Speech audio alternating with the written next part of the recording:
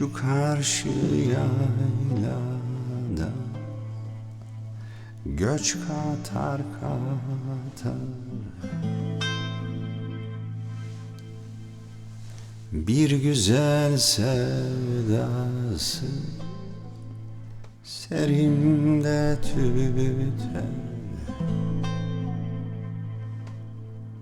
Bu ayrılık bana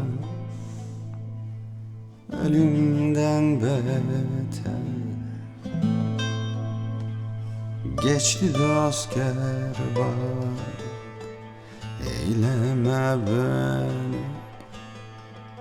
eyleme beni.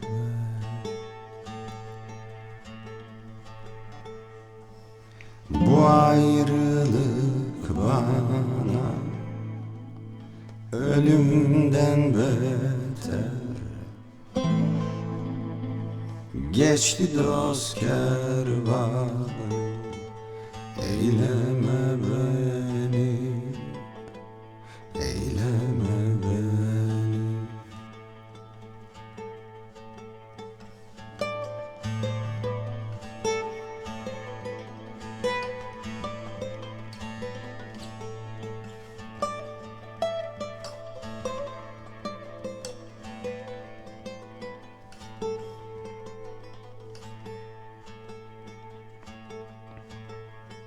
Şu benim sevdiğim başta otur,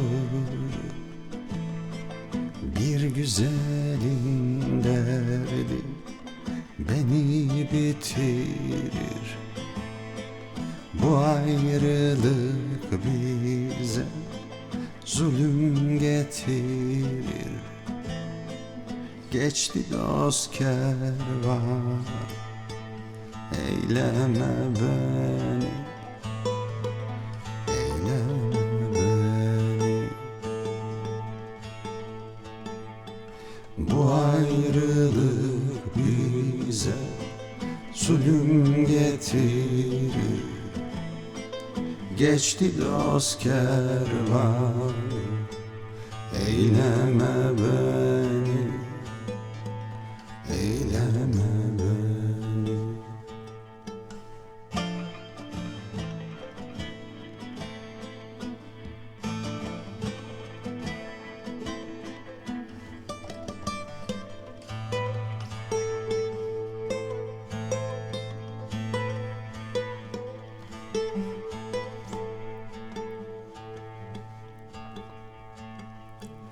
Pir Sultan Abdalım, dağlar aşalım, aşalım da dost diline düşelim. Çok nimetin yedim, helalleşelim. Geçti dost kervan, eyleme beni, eyleme beni. Çok nimetin yedim, helalleşelim.